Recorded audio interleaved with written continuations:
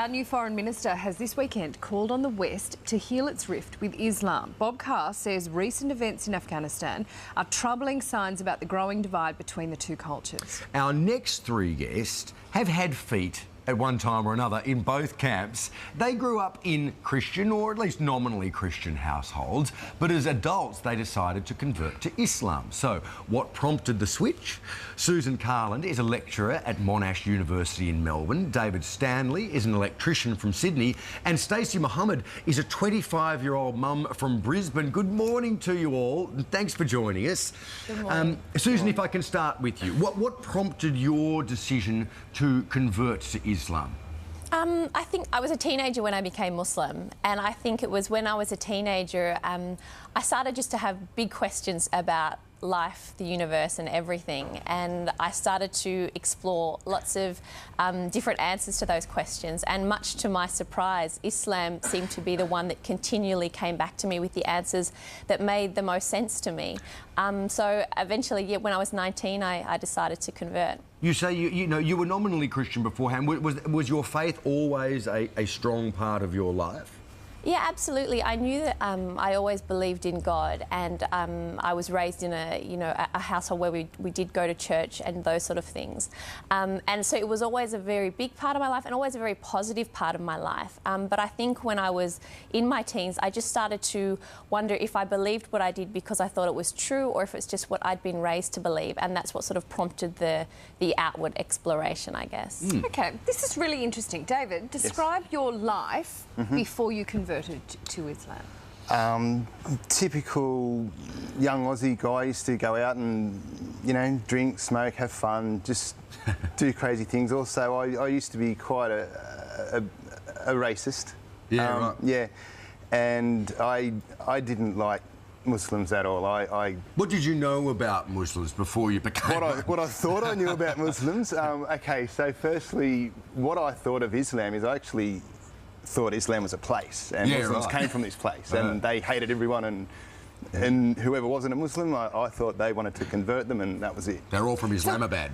Yeah, pretty much. Yeah. What was the thing that made you go, this thing that I don't know anything about, Well, I now want to join up to? I very quickly, within the first minute of a conversation, I very quickly realised that my perception of Muslims and Islam was completely wrong. And straight away I started questioning myself and who I was and who I thought I was, and they were two completely different people. And so looking at you now, I mean, most people have a vision in their heads of what a Muslim man in Australia looks like, and it doesn't look like you. How has your life changed since you converted? More on a personal level, physically, like looking after myself a bit better, not drinking, not smoking, which I really wanted to fix up quite some time prior to that, but I just needed that initial kick. And just being a better person, not judging people the way I used to and denied that I did. Just more look at myself and fix myself instead of worry about what's happening out there. So more thoughtful about your own life. Yeah, which then cascades throughout to other people that you interact Just with. before we need to bring Stacey in as well, but I just really want to say, what was it other religions do you think are not as introspective?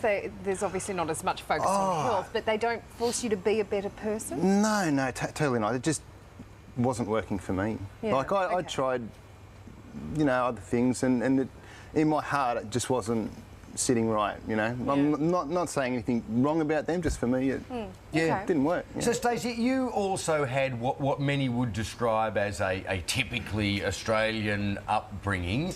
Can you tell us about that, and also about how your family reacted, I suppose, when you told them you were planning on converting to Islam? Yeah, my family, they're very supportive. I grew up in a very small country town in northern New South Wales.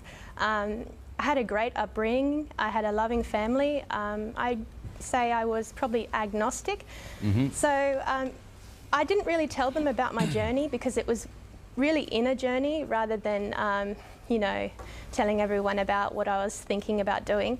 And I started about 2008. So when I told them in 2010, they already had sensed that there was some changes within. So They handled it really good.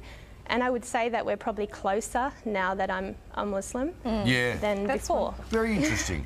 Stacey, when you hear about a terrorist attack that is carried out in the name of Allah, what does that, how does that resonate with you? And how far removed is that sort of behaviour from your actual religion? I feel sad because I would feel sad if any innocent person died overseas or here. Doesn't matter what religion, any innocent person's death is quite sad. But I also feel sad because my religion is misrepresented, and I know in myself what Islam is, but you can't really show that on a 30-second news clip every night. So it's quite complex. And I feel like quite sad because I'm going to be representing Islam and people are going to look at me like I'm linked to terrorism.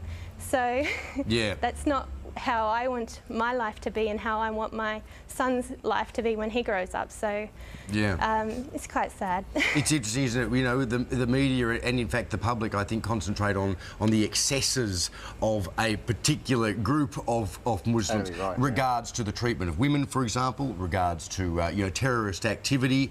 But we don't look at the Irish, for example, who blew each other up for, you know, 100 years and say, oh, it's because they're Christians, they're all terrorists. You know, we don't look at people in the deep south of America who have a very strict attitude towards the place of women in their house and feel fearful of them because of the way they treat their women, you know.